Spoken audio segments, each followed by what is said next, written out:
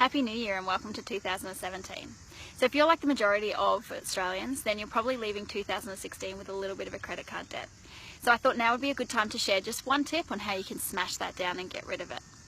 So it's called a balance transfer, and a lot of companies will offer a interest-free period when you move your current balance over from where you are to them.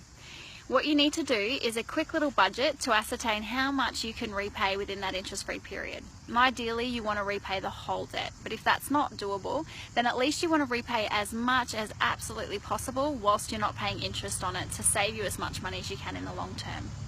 Now, the other thing to consider is you need to not use the credit card, and this is probably the hardest thing as well.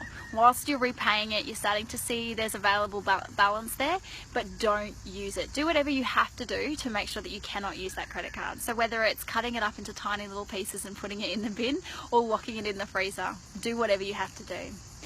Then once you've finished that balance-free period, you need to look at lowering the limit to something that's more manageable.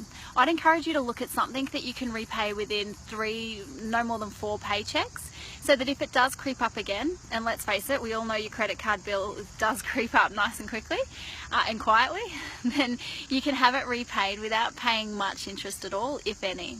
So there are other options. If you're sitting there thinking, my credit card debt's a little bit higher than having it repaid in a, say, 5-month interest-free period, then there are other options you can look at to consolidate it. However, you need to look at how you structure that to make sure that you really are saving money in the long term and not just looking at the interest rate. So if you want any more information or hints and tips on credit cards or anything banking, then just leave your comments below and I'll get to it. But otherwise, welcome to 2017 and good luck to being credit card free.